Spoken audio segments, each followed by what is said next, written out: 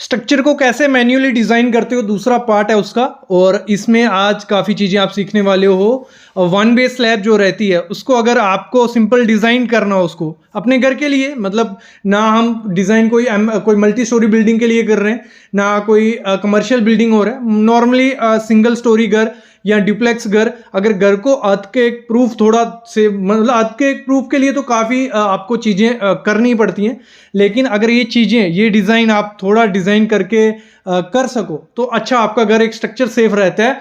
वो कॉन्ट्रैक्टर पे आप डिपेंडेंट नहीं रहोगे कि हमें जो वो सब घर में एक जैसा डिज़ाइन करते आ रहा है वैसा आपके घर में नहीं होगा। तो आज वही मैं चीज़ आपको सिखाऊंगा कि कैसे हम मैन्युअली डिज़ाइन करते हैं। आज वन वे स्लैब का करेंगे, बाकी सॉफ्टवेयर इसके लिए अवेलेबल हैं, बहुत हैं। रिविट, स्टैड प्रो, आरसीडीसी, ऐसे ही काफ़ी सॉफ्टवेयर्स हैं जो आपको हेल्प करते हैं डिज़ाइन करने में। तो मैन्युअली कैसे करना है थोड़ा मैं आपको बताऊंगा बेसिक उसका, और इसके बाद आप कर सकते हो। हम सब ने पढ़ा हुआ है डिज़ाइन, हमें हमारी बीटेक में डिप्लोमा में था, और उसी वही प्रोसीजर है, वही क्वेश्चन मैंने आपके लिए लिया हुआ है, तो बताते हैं आपको। देखो समझो इस चीज़ को, वन वे स्लैब है और इसको मत देखना ये, क्योंकि ये वन वे स्लैब नहीं था, ये क्वेश्चन पड़ा हुआ था तो एग्जाम्पल के लिए मैंने यही उठा लिया। सबको पता है जो हमारा length divide by breath less than 2 या ग्रेटर देन 2, उस पर मैं वीडियो ला चुका हूँ, पहली वीडियो उसको देखने की, कैसे हम one way two way slab कहाँ प्रोवाइड करते हैं। क्योंकि जैसे आप पुराना पार्ट नहीं देखोगे दूसरा पार्ट समझने में थोड़ी दिक्कत आएगी। एग्जाम्पल ले लिए, हमने एक स्लैब है हमारी 5 मीटर ऐसे लंबी है, वो 3 मीटर ऐसे है, और हमने बीम लास्ट में जो प्रोवाइड किया था लास्ट पार्ट में 230 mm का मिनिमम हमें प्रोवाइड करना होता है। तो उसकी बिड्थ बीम की हमने ये रखी थी, हमारे दोनों बीम आ जाएंगे दोनों तरफ, ठीक है, वन वे स्लैब होगी हमारी। और हमने कंक्रीट जो यूज करना है वो M25 हम बीम में यूज कर रहे हैं स्लैब में, और जो सरिया हम यूज कर रहे हैं Fe415, FCK हमारा 25 मेगापास्कल हो गया, FY हमारा 415 हो गया। ये हमारी कंडीशन है, इस हिसाब से हमें डिजाइन करना है। सबसे पहला जो स्टेप रहेगा आपको करना क्या है, आपकी जो डेप्थ रहेगी, मोस्टली हम 6 इंच देते हैं, लेट कर लो कि 125 mm या 6 इंच हम डेप्थ उसको दे रहे हैं, स्लैब की गहराई हम इतनी दे रहे हैं, इतनी देनी चाहिए, कोई दिक्कत उसमें नहीं है, नहीं तो बाद में शिवर करेगी स्लैब, थोड़ा क्रैक्स आने के चांसेस होते हैं, कई जगह क्रीप हो जाती है। जो इफेक्टिव डेप्थ उसकी रहेगी, इफेक्टिव डेप्थ हमें निकालते हैं, हमें आगे जरूरत पड़ेगी। इफेक्टिव डेप्थ क्या होगी, हमारा कवर और स्टील उसमें से निकल जाता है, एंड टू एंड मतलब सेंटर टू सेंटर हो जाता है। तो 125 हमने ली हुई थी, कवर हमने 20 पकड़ लिया कि 20 हमारा कवर है, फिर 10 का सरिया हम पकड़ लिया तो डिवाइड बाई 2 कर लिया, तो हमारा 100 mm हमारी आ गई, 4 इंच हमारी इफेक्टिव डेप्थ आ गई। क्यों इफेक्टिव डेप्थ ली वे आगे आपको पता चलेगा। फिर हमें चाहिए इफेक्टिव लेंथ, जो स्लैब की हमारी इफेक्टिव लेंथ चाहिए होती है, कि डिजाइन का पार्ट है ये, स्टेप बाय स्टेप आप फॉलो करते हो जाओगे, आप इजीली निकाल सकते हो, कोई इसमें टेक्नोलॉजी नहीं लगेगी, नॉन टेक्निकल पर्सन भी निकाल लेगा, चेक हम इसमें नहीं करेंगे। 3000 हमारी कितनी थी, 3 मीटर थी, ठीक है, उसको mm में कन्वर्ट कर लिया।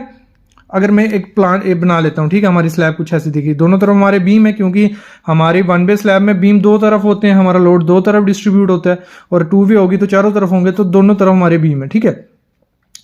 तो हमें छोटी साइड लेनी है उसमें, तो 230 का हमारा बीम है, 230 का यहाँ है, तो 3000 mm आ गया अंदर 230 का आधा कर लेंगे, क्योंकि हमारा इफेक्टिव लेंथ यहाँ से यहाँ होगी, तो ये आ गया आधा इसका, और ये आ गया आधा इसका, ये हो गया 3230 mm, ये आ गया। फिर इसी में आपको क्लियर स्पैन और इफेक्टिव डेप्थ का लेना होता है, दोनों में से जो लेस हो वो हमें चाहिए होता है। तो 3000 हमारा है क्लियर स्पैन, प्लस 100 mm हमारी इफेक्टिव डेप्थ आई थी ऊपर, इसीलिए हमें इफेक्टिव डेप्थ चाहिए थी। ये पूरा डिजाइन का पार्ट है, और आजकल यही चीजें सॉफ्टवेयर में डाली होती हैं, बस ये वैल्यू डाली, थोड़ा बहुत कमांड्स दी, और आपका पूरा रिजल्ट आ जाता है उसमें, ठीक है। इफेक्टिव डेप्थ उसमें पूरा आपको शो करने लगेगा, रेड जोन, ग्रीन जोन, उससे पता चल जाता है रेड जोन में हमें सरिया यहाँ का उसकी विड्थ बढ़ानी पड़ेगी। तो ये आ गया, और ये आ गया, ये हो गया 3100 mm हमारा, क्लियर। हमें जो इन दोनों में से लेसर आएगा वो ले लेना है, ठीक है। हमें लेसर मिल गया 3.1 है हमारा, इसमें और इसमें, ये ले लिया। फिर हमें चाहिए लोड, क्योंकि हमारी स्लैब पे लोड आने वाला है, उसी के हिसाब से हम डिजाइन करेंगे। उसमें हमारा लाइव लोड रहेगा, डेड लोड रहेगा, फिनिशिंग का रहेगा। तो हम पकड़ लेते हैं सेल्फ वेट, हमें पहले स्लैब का सेल्फ वेट लेना है, ठीक है। तो उसके लिए फॉर्मूला है area of slab into density, जो भी होगी उससे हमारा निकल जाता है। तो 1 मीटर के लिए हम निकालते हैं, 1 मीटर के लिए हमारा निकल गया तो पूरा निकल जाएगा हमारा। तो हम ले लेते हैं 125 mm, मतलब 125 mm हमारी स्लैब थी, तो उसको मीटर में कन्वर्ट कर लिया, वो आ गया। इंटू 1 मीटर के लिए हम लोग कर रहे हैं 1 इंटू डेंसिटी जो होती है 25 किलो न्यूटन पर mm स्क्वायर होती है, तो 25 ये हमने ले लिया, आरसीसी की डेंसिटी होती है, तो हमारा निकल गया 3.125 किलो न्यूटन पर mm स्क्वायर। ठीक है, और लाइव लोड हम लेते हैं, हमें कोड ने मेंशन किया 4 किलो न्यूटन पर न्यूटन मीटर के हिसाब से ले लेंगे। फिनिश फ्लोर होता है हमारा 1 किलो न्यूटन पर मीटर के हिसाब से, और ये हो गया 8.125 किलो न्यूटन पर मीटर हमारा इसका आ गया।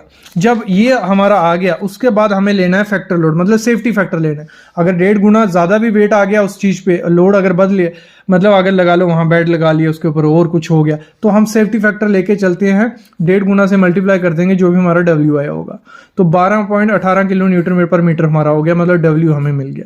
जब डब्ल्यू हमें मिल गया फिर हमें देखना है maximum bending moment, maximum shear force. ये टेक्निकल चीज है कि बहुत मजा आएगा, याद आएगी चीजें कि ये हमने पढ़ी हुई हैं।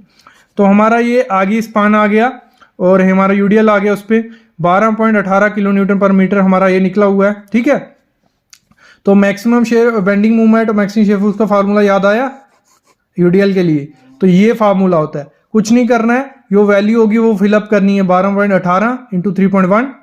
ठीक है, एल हमारा कितना 3.1 डिवाइड बाई 8, तो हमें मिल गया 14.63 किलो न्यूटन मीटर। फिर ये किसके लिए चाहिए, ये आगे जो हम काम करेंगे डिजाइन करेंगे उसके लिए। फिर हमारा ये आ गया, ये इसमें वैल्यू पुट की ये आ गया। फिर हमें निकालना है मेन स्टील, हमें जो डालना है कि हम मेन स्टील इतनी स्पेसिंग पे डाल रहे हैं, सही है गलत है, तो हम पीटी ले लेते हैं 0.28%, कम इससे कम हमें नहीं डालना होता है स्लैब में। अगर चेक जो देखो इसमें हम चेक नहीं कर रहे हैं कि जो चीज हम डाल रहे हैं सही है गलत है, चेक वहां जहां प्रॉपर आपको डिजाइन करना है वहां आप चेक करो, कोई दिक्कत नहीं है। यहां अगर आप देखो यहां 0.28%, आप बोलोगे कि क्यों 0.28% ही लिया, अगर मैं इसका बाद में चेक करूं तो अगर कुछ कम ज्यादा हुआ तो यहां हम बढ़ा देते हैं या कम कर देते हैं। ठीक है, तो 0.28 EST निकाल देंगे, एरिया निकाल देंगे, होता है PT divide by 100 into B into D. B into D हमें पता है, PT आ गया हमारा, हमने लिया 0.28%, 100, और इधर 1000 हमने ले लिया वो, और डी हमारा था 100, तो हमें मिल गया 3.85 mm स्क्वायर। जब ये मिल गया हमने अज्यूम कर लिया कि मेन बार हम 8 mm का प्रोवाइड करने, आप 10 का करो, 10 के हिसाब से निकालो, फिर आपको स्पेसिंग यहाँ और कम मिल जाएगी, मतलब ज़्यादा मिल जाएगी। तो AST हमने ले लिए, स्पेसिंग हमारी आ गई AST डिवाइड बाई AST 1000, तो हमें मिल जाएगा 140। जो हमारा 8 का सरिया है, ये हमारी स्लैब थी 3 मीटर, यहाँ थी 5, जो मेन बार पड़ेगा यहाँ, ये 8 का सरिया जो है वो हम डालेंगे कितने 140 के सेंटर टू सेंटर, तो हमारा सेफ रहेगा स्लैब, कोई दिक्कत उसमें नहीं आएगी। वैसे फिर हम डिस्ट्रीब्यूशन बार जो रहेगा हमने ले लिया जो 0.12% PT, FE 415 यूज कर रहे हैं, फार्मूला सेम हमारा, ये डालते गए वैल्यू, वो आया हमारा कितना डिस्ट्रीब्यूशन डिस्ट्रीब्यूशन एरिया आ गया हमें 150 mm स्क्वायर। फिर हमने अज्यूम कर लिया कि 6 mm डिस्ट्रीब्यूशन बार दे रहे हैं। अगर हम यहाँ 6 mm आजकल देते नहीं है, 8 mm देते हैं, तो ये चलो डिजाइन आपके लिए कर रहा हूँ मैं। वहां अगर हम 10 mm ले लेते हैं, यहाँ 8 mm ले लेते हैं, उस हिसाब से हमारी स्पेसिंग निकल जाती है। AST आ गया हमारा 28 में 27, स्पेसिंग निकल जाए AST डिवाइड बाई AST हमारा आ गया था 1000, ये आ गई 180 mm, मतलब मेन रीइंफोर्समेंट आपको पड़ेगी आपकी 140 mm के हिसाब से, और फिर आपकी जो डिस्ट्रीब्यूशन पड़ेगा वो 180 mm के हिसाब से। इसका मैं अलग से वीडियो भी ले आऊंगा कि कैसे हम डिसाइड करते हैं, अगर इतना डाया है, अगर ये डाया खत्म हो गया, अगर ये सरिया हमारे अवेलेबल है, तो हर चीज का आपके लिए बेसिक जो मैनुअल डिजाइन एक साइट इंजीनियर को, सिविल इंजीनियर को पता होना चाहिए छोटी मोटी साइट में एग्जीक्यूट करने के लिए, वो इस सीरीज में आपको पता चलेगा। इसमें काफ़ी चीज़ें, देखो ये डिज़ाइन था, एग्जाम्पल थी, तो काफ़ी चीज़ें आपको समझाने के लिए की गई हैं, तो आप आई होप आप समझ गए होंगे। तो ऐसी वीडियोस अगर आप चाहते हो लाता रहूं तो आप कमेंट करना ज़रूर, और जो चीज़ें नहीं पता चली कमेंट करो, उसको क्लियर करूंगा। बाकी चैनल को सब्सक्राइब करके रखो और बेल आइकन दबा के रखो।